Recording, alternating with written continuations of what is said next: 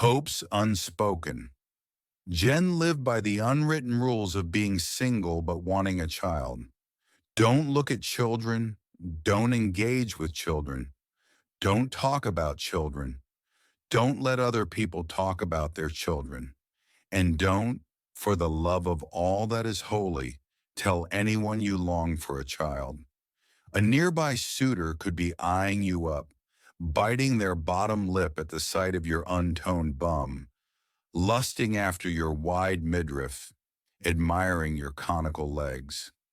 They could be subconsciously sliding you through their mental mold of their dream woman, seeing you slot in just right, only to see your face change from that of a promising conquest to a maniacal ovary ready to snatch the sperm of the nearest purveyor to fulfill your vapid, barren life.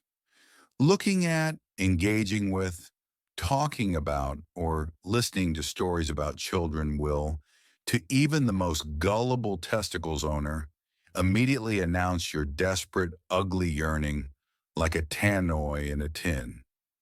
So it was a treat for Jen to allow herself to sit in front of a beautiful, cherubic baby and gaze in unfettered awe and longing. She had been doing this almost every week lately. The museum, a former church, was on her walk home on Fridays when she worked only half a day. The exhibition had been on display since January, but it was early spring when she found herself sputtering around, trying to look interesting to a society obsessed only with the happenings of her womb, trying to look like she was indeed living her best life, flitting from exhibition to dinner date, eating the world around, unburdened by responsibility. The first day she went to the exhibition, she found her, a mother, the mother, a miracle hewn from marble, nursing her baby beatifically. Stone had given birth, yet she was not. And this statue was a virgin for God's sake. She loved her instantly, though on her first few visits, she hastened past her, fearful that those watching would delight in the poetic tragedy of the sight. A childless woman gazing up at the immaculate mother of mothers. Jen's childlessness oozed out of her. It soaked her sheets and rattled her guts. It was a repugnance only she seemed to acknowledge, but she noticed it so solidly for the last 2 years. She had thought of little else. She tried to hide her childlessness from onlookers, mask it from bystanders, but it was in vain. She knew that all who saw her saw a woman, not a mother.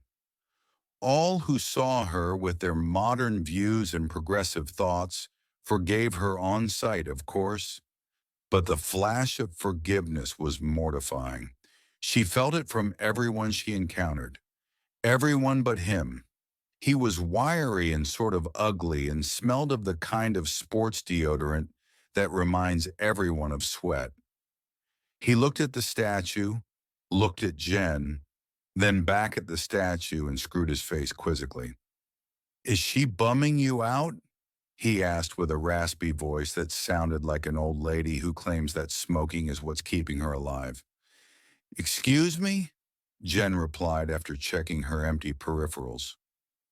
"Why are you looking at her if she's making you sad?" he asked with a sense of informality she wasn't used to. "Do I know you?" she asked. "Do we just keep asking each other questions?" He replied, thinking himself very clever. "I'm sorry, can I help you?" she replied, kicking herself for continuing the game she had no interest in playing. He narrowed his eyes and she saw a vague handsomeness somewhere around his jawline. "I'll leave you alone. You look sad, but I didn't think you really were sad, so I was making a joke. But, sorry, I'll leave you to it," he said without a single muscle of his body living up to this promise. "I'm not sad. It's art. It's supposed to make you sad," she said far too defensively. She felt rumbled. He was a hick. He didn't have the sophistication to forgive her on sight like the others.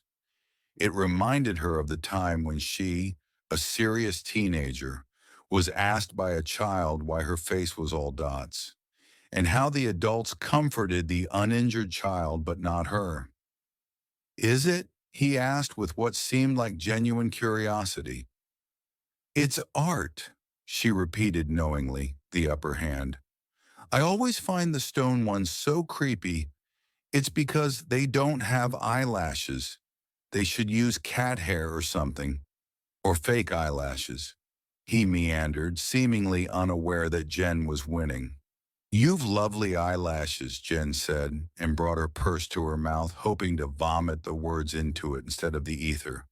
Oh, sorry, I mean, people have lovely eyelashes, not you. You too, but, everyone.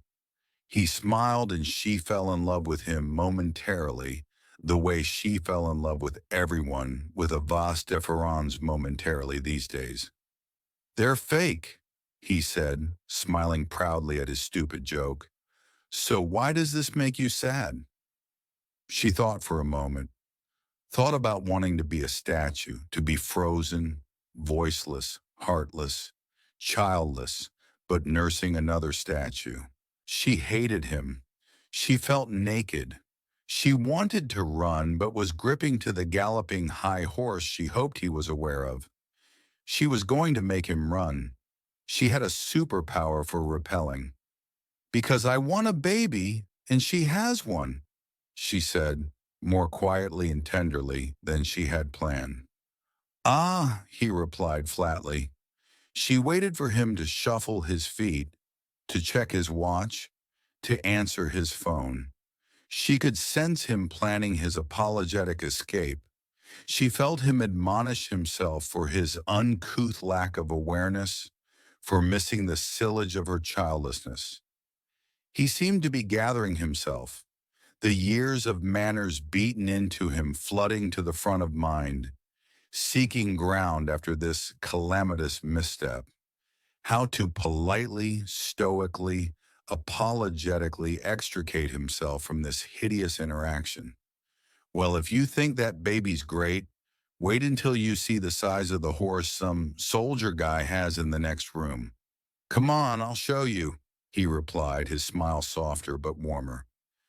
She stood up and they went to look at a marble horse.